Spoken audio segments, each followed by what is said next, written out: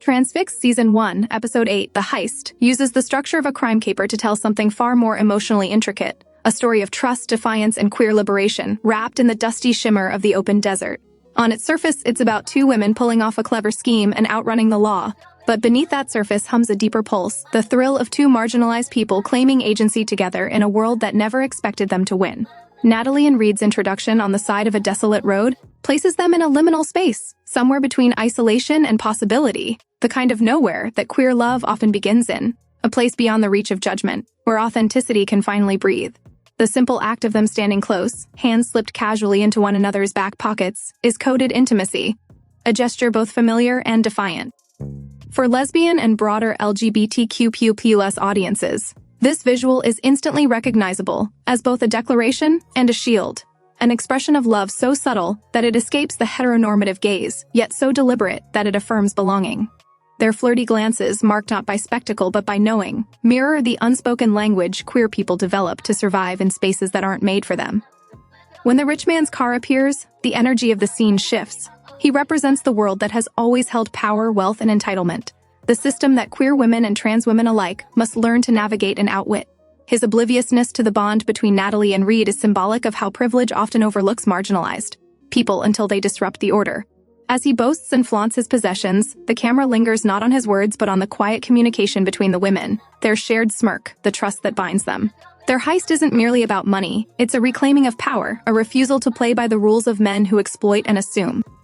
Reed, as a trans woman, embodies a particularly layered defiance. Her very presence in this narrative resists the industry's long history of erasing or marginalizing trans femininity.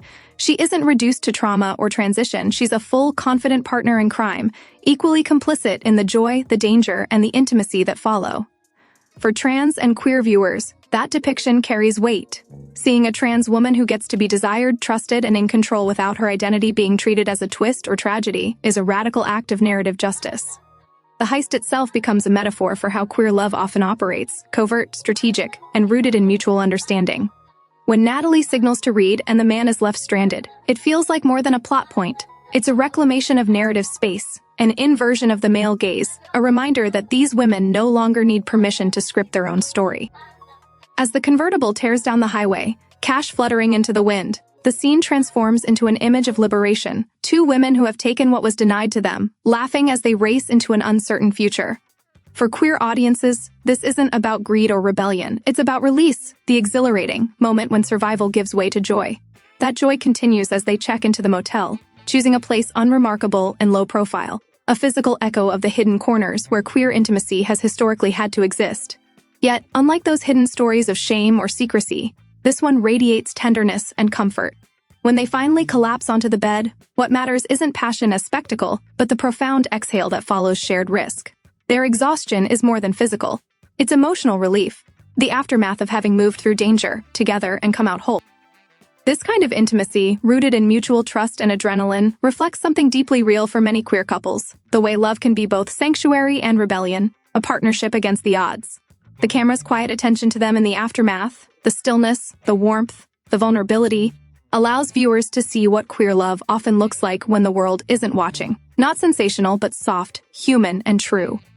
Natalie and Reed's bond, forged in risk, suggests that survival and affection are intertwined for queer people. To love one another is often to build a shared fortress against an outside world that remains hostile or dismissive.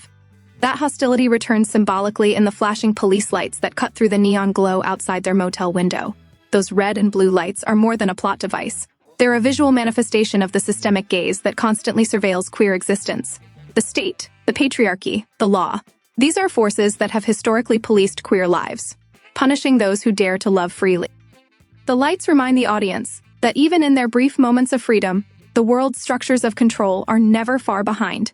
Yet the episode's brilliance lies in refusing to let that tension erase the intimacy between them. The lights do not diminish their connection, they illuminate it. In this way, the ending becomes less a warning than a statement of endurance, that queer joy persists even under the glare of authority. For lesbian audiences, the relationship between Natalie and Reed embodies both the fear and the thrill of visibility, the choice between safety in the shadows and truth in the open. For trans viewers, Reed's presence adds another layer, as her participation in this love story challenges the binaries that have long excluded trans women from depictions of authentic romance within queer media. The tenderness between her and Natalie isn't framed as transgression, but as connection. It validates the truth that womanhood, love, and desire exist across identity lines, and that trans women belong fully in narratives of intimacy, not as symbols, but as partners. Their shared agency dismantles both patriarchal and heteronormative expectations, offering instead a model of partnership built on equality and mutual respect. In a broader feminist reading, The Heist captures how women often navigate systems designed to undermine them by finding each other, trusting each other, and creating small rebellions of care. The heist, the getaway, the laughter, and the quiet aftermath, all these elements speak to the creativity of survival that women, particularly queer women, have had to cultivate. Their actions blur the line between crime and self-preservation, between taking what's not yours and reclaiming what was withheld. There's a political charge in their defiance, but also a deeply personal one, the right to feel alive, to be desired, to exist outside of shame. That's what makes the episode so emotionally resonant for LGBTQ+ audiences. It's not about outlaws or anti-heroes, it's about two people who choose each other in a world that would rather see them alone. The desert setting reinforces this sense of isolation and freedom simultaneously. Vast emptiness surrounding a pocket of intimacy, mirroring the queer experience of carving out meaning in spaces that feel barren or hostile. The motel room becomes the symbol of temporary refuge, a place where the world can't reach them, if only for a night. This tension, between safety and exposure, between love and danger, is what gives the episode its emotional gravity. It's not a fantasy of escape, but an acknowledgement of the fragile, fleeting sanctuaries queer people build wherever they can. The show's choice to end with uncertainty rather than resolution underscores a truth familiar to queer audiences, that visibility always comes at a cost, that freedom and vulnerability coexist. Yet, in that final image of them together, aware of the danger but still side by side, the show affirms that love, even precarious love, is worth the risk. For women watching, especially those who've loved across boundaries of gender, class, or expectation, The Heist speaks to the universal yearning to be seen and to belong. It's a story about reclaiming narrative agency, about refusing to let the world define what love should look like. In a cultural moment still uneasy with seeing trans women loved openly, this episode's quiet normalization of their intimacy is revolutionary. It refuses to frame their connection as anomaly or controversy. Instead, it presents it as fact, as real and ordinary as the sunrise over the desert. That ordinariness is its power. The discomfort society feels at seeing women express love for each other, especially when one of those women is trans, stems from the way such love exposes the fragility of patriarchal order. Two women who do not need a man, who build their own narrative of power, pleasure, and partnership, pose a direct challenge to the systems that rely on their dependence. That's why the world still tries to criminalize, sensationalize, or erase them.